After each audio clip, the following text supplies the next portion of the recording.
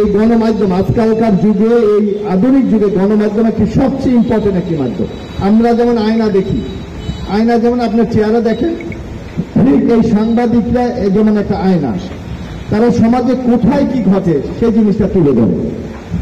কিন্তু এখানে বিপদ আছে, প্রচুর বিপদ আছে। যদি আপনার পক্ষে যায় তাহলে আপনি বাহবা দেন, আর যদি আপনার বিপক্ষে যায়, বিশেষ করে মফস্বল এরিয়ায়, তাহলে কিন্তু সেই সাংবাদিকদের বিরুদ্ধে আমরা অনেকে কেউ খারাপ ব্যবহার করি, এমনকি গায়ে মানে নির্যাতন পর্যন্ত করে এই ঘটনা ঘটে। শুধু এটা এখানে না, আপনারা দেখেন যে এই যে আপনারা শুনেছেন যে সাগররুনি, এই যে এখানে ইমতিয়াজ তুষারদের সহযোগী ঢাকা এটিএন নিউজের সাংবাদিক ছিলেন।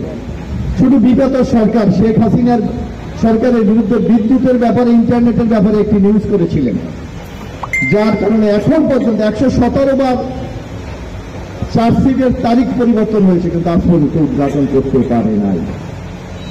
এই শেখ হাসিনার আমলে শুধু দুর্নীতির জন্য প্রথম আলোর সম্পাদক মাহবুব আলম, উনি খালি নিউজ করেছিলেন, বাংলাদেশের 64 জেলায় নামে মামলা হয়েছে।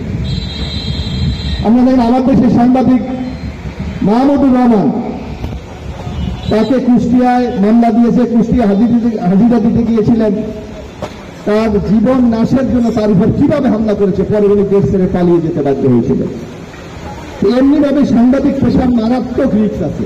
টানা 7ম বারের মতো বেস্ট টিস্যু পেপার ব্র্যান্ড হিসেবে স্বীকৃতি পেয়েছে বসুন্ধরা টিস্যু। কিন্তু তারপরও আমাদের সাংবাদিকরা কিন্তু তাদের জীবনকে বাজি রেখে কিন্তু আমাদের সমাজের চিত্র তুলে ধরে। আজকে এই কুয়াকাটা, যে কুয়াকাটায় দাঁড়িয়ে আমরা কথা বলছি, বাংলাদেশের যেথায় যান শুধু নামটা কুয়াকাটা বললে সবাই চেনে। আমি গত পরশুদিন পঞ্চগড়ে গিয়েছিলাম।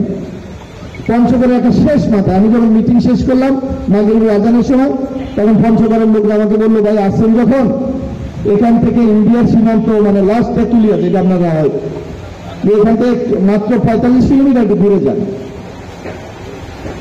আমি গেলাম একটা সীমান্ত 0 পয়েন্ট, একটা লোক এসে আমার সালাম দিল, বললো যে ভাই আমরা কুয়াকাটা গেছি সমুদ্র দেখতে, ওখানে আপনার ছবি দেখে আসছি।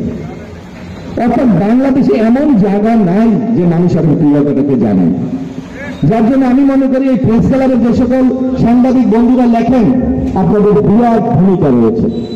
অনেকে মনে করতে পারে যে কুয়াকাটার সাংবাদিক থেকে লাভটা কি, বা এরা লিখলে আমাদের কি উপকারটা হবে, একটু চিন্তা করেন। এখানে অনেক মুরব্বীরা আছেন, আমি মুসলিম আছেন, আমাদের অনেকে আমি দেখতে পাচ্ছি।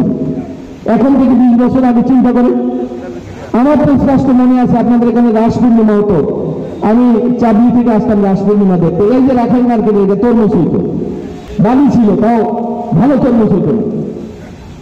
আজকে একমাত্র কুয়াকাটাকে কেন্দ্র করে আমাদের অর্থনীতির চাকা কিন্তু সচল, অনেকের ভাগ্য পরিবর্তন হয়ে গেছে। পরিবর্তন হয়ে গেছে না? আমি চিন্তা করেন তো 20 বছর আগে আপনার পেঁপে হতো, নিজে খাইতেন, পাশের বাড়ি কেউ দিবেন, এখন কিন্তু আর কেউ দেয় না, বিক্রি করতে নিয়ে আসে। অর্থাৎ তার অর্থ উপার্জন হচ্ছে, ডাবটা বিক্রি করছে, মাছ বিক্রি করছে, কেউ হোটেল ব্যবসা করছে, কেউ খাবার হোটেলের ব্যবসা করছে, কেউ পরিবহন ব্যবসা করছে। অর্থাৎ সামগ্রিকভাবে অর্থনীতির ক্ষেত্রে একটা কিন্তু বিরাট পরিবর্তন হয়ে গেছে এই কুয়াকাটা।